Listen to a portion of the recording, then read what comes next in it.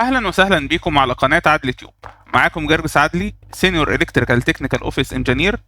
والنهارده ان شاء الله هنتكلم مع بعض عن الشيرد بارامتر. وفي الحقيقه الشيرد بارامتر هو اهم بارامتر انت هتتعامل معاه اثناء شغلك على برنامج الريفت.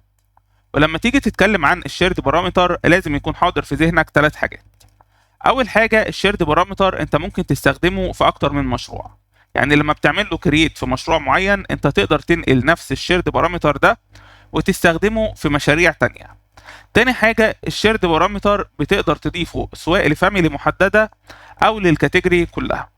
تالت نقطة، ودي نقطة مهمة جدا، إن الشيرد بارامتر بيظهر في الجداول وبيظهر في التكس. طبعا السؤال المهم اللي انت بتفكر فيه دلوقتي، ازاي اقدر اعمل كرييت للشيرد بارامترز؟ علشان تعمل كرييت للشيرد بارامترز فانت قدامك 3 اوبشن. الاوبشن الاول، لو انت عاوز تضيفه لكاتيجوري. لو عاوز تضيفه لكاتيجوري فمن خلال المشروع نفسه بتعمل كرييت للشيرد بارامتر وبتحدد الكاتيجوريز اللي انت محتاج تضيفه ليها وبتضيفه للكاتيجوري دي. الاوبشن التاني، لو انت محتاج تضيفه لفاميلي معينه. لو محتاج تضيفه لفاميلي معينه فانت قدامك حلين. الحل الاول انك من خلال المشروع بتعمل كرييت للشيرد بارامتر، بعدها بتحدد الفاميلي اللي انت عاوز تضيف لها البارامتر ده وبتعمل اديت للفاميلي دي وبتضيف لها البارامتر. او الاوبشن التاني، بتعمل اديت للفاميلي، يعني بتدخل على الفاميلي اديتور ومن خلال الفاميلي اديتور بتعمل كرييت للشيرد بارامتر وبتضيف بعدها الشيرد بارامتر للفاميلي دي. لو الكلام ده مش واضح بالنسبه لك ما تقلقش، هنشوف الكلام ده خطوه بخطوه دلوقتي مع بعض على برنامج الريفت. دخلنا دلوقتي على برنامج الريفت وهنفترض اننا مطلوب مننا تاسك عاوزين نضيف 2 بارامترز لكل الكشافات الموجوده عندنا في المشروع. البارامتر الاول هنكتب فيه الكوندويت سايز والبارامتر الثاني هنكتب فيه الواير سايز. زي ما انا قلت احنا عاوزين نضيف البارامترز دي لكل الكشافات الموجوده في المشروع، فبالتالي هيكون الانسب ليا ان انا هضيف الشيرد بارامتر من خلال المشروع، بعدين هعمل له اساين للكاتيجوري اللي اسمها لايتنج فيكشر. طب ازاي اعمل الخطوه دي؟ علشان نعمل الخطوه دي هندخل كده من المانج تاب وهنيجي هنختار بروجكت بارامتر.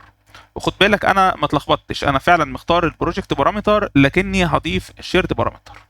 هنضغط على البروجكت بارامتر ومن هنا كده هنضغط على نيو بارامتر. هيفتح لنا القائمه دي ومن هنا كده هنختار شيرد بارامتر.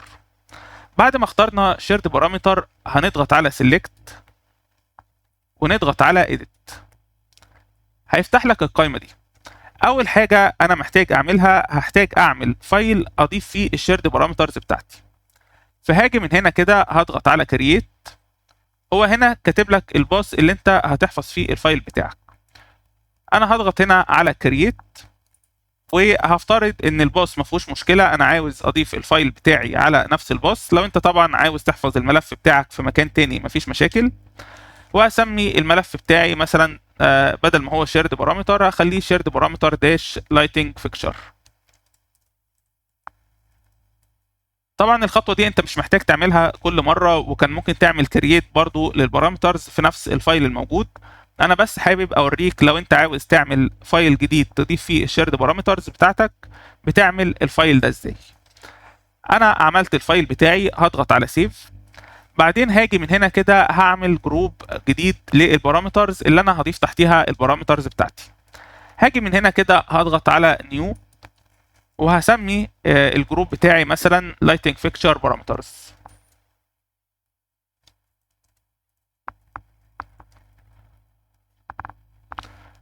وهنضغط على اوكي. كده احنا عملنا الجروب بتاعنا. بعدها هنيجي من هنا كده هنعمل كرييت للبارامترز بتاعتنا. هضغط على نيو وهعمل اول بارامتر هسميه مثلا واير سايز فور لايتنج فيكشر.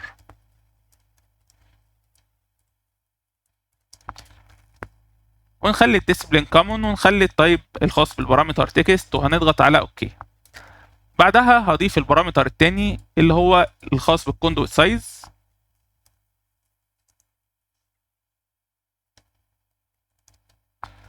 واخلي برضو الديسبلين كومون والتايب بتاعه تكست وهنضغط على اوكي.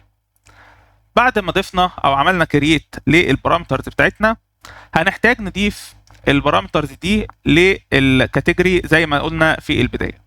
فهنمسك اول واحد اللي هو الكوندويت سايز وهنضغط على اوكي. احنا كده عملنا كريت للبارامترز عاوزين نضيفهم للكاتيجوري. هنمسك اول بارامتر معانا اللي هو الكوندويت سايز وهنضغط على اوكي. بعدين هنضغط على اوكي مره تانية. كده هو ضاف لك البارامتر اهو. بيقول لك الكوندويت سايز، الديسيبلين كومون، التايب اوف بارامتر كومون، وعاوزه جروب بارامتر فين؟ هل هتخليه جروب اندر تكست ولا عاوز مثلا جروب اندر داتا ولا مكان تاني؟ انا هخليه جروب اندر داتا. هل انت محتاجه يبقى تايب بارامتر ولا انستنس بارامتر؟ انا هخليه انستنس بارامتر. وهنيجي من هنا كده نختار الكاتيجوري اللي احنا عاوزين نضيفه ليها. هختار الكاتيجوري بتاعتي اللي هي لايتنج فيكتشر وهنضغط على اوكي.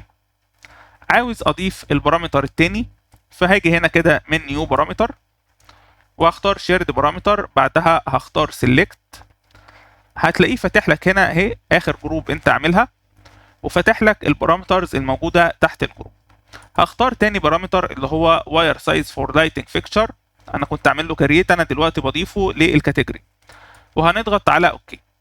هتلاقيه كاتب لك اهو الواير سايز بارامتر واحنا قلنا هنخليه انستنس بارامتر، والديسيبلين بتاعنا كومون والتايب اوف بارامتر كومون، ونخليه جروب اندر داتا بحيث يكون جنب البارامتر التاني اللي احنا لسه ضايفينه.